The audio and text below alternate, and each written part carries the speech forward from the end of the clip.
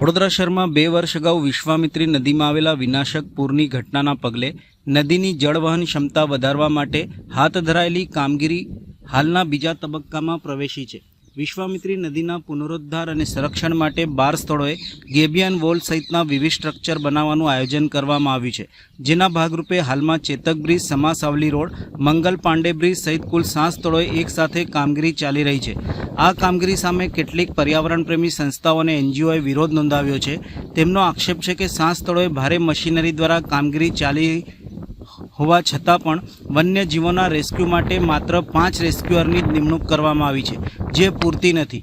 વિશ્વામિત્રી નદી મગર સહિત અનેક જળચર અને વન્યજીવોનું નિવાસસ્થાન હોવાથી કામગીરી દરમિયાન તેમની સુરક્ષા અને બચાવ માટે પૂરતી વ્યવસ્થા જરૂરી હોવાનું સંસ્થાઓનું માનવું છે। ઉલ્લેખનીય છે કે પ્રથમ તબક્કાની કામગીરી દરમિયાન નદીને ઊંડી અને પહોળી કરવાની કામગીરી હાથ ધરવામાં આવી હતી। તે સમયે નદીમાં વસવાટ કરતા વન્યજીવોને નુકસાન ન પહોંચે તે માટે વિવિધ સંસ્થાઓના આશરે 40 રેસ્ક્યુઅરની નિમણૂક કરવામાં આવી હતી। હાલ બીજા તબક્કામાં રેસ્ક્યુઅરની સંખ્યામાં નોંધપાત્ર રીતે ઓછી રાખવામાં આવતા પ્રશ્નો ઊભા થયા છે। વન્યજીવોની સુરક્ષા અંગે ચિંતા વ્યક્ત કરતા સંબંધિત એનજીઓએ વન વિભાગને લેખિત ફરિયાદ પણ કરી છે। સંસ્થાઓએ માંગ કરી છે કે કામગીરી દરમિયાન પૂરતી સંખ્યામાં પ્રશિક્ષિત રેસ્ક્યુઅરની નિમણૂક કરવામાં આવે તેમજ વન્યજીવોના રક્ષણ માટે અસરકારક મોનિટરિંગ વ્યવસ્થા ઊભી કરવામાં આવે।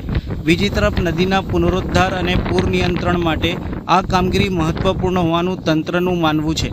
જો કે વિકાસ અને પર્યાવરણ વચ્ચે સંતુલન જળવાય તે માટે વન્યજીવોની સુરક્ષા અંગે ઉઠેલા પ્રશ્નો હવે ચર્ચાનો વિષય બન્યા છે। ના, આપણે જે ફોરેસ્ટના રેન્જર્સ છે, એનજીઓ છે કે જે સંકળાયેલા છે, આપણે જે નદીની કામગીરી જે ગત વર્ષે કરી ત્યારે એમની સાથે જ આપણે સંકલન કરીને કરવામાં આવેલ હતી।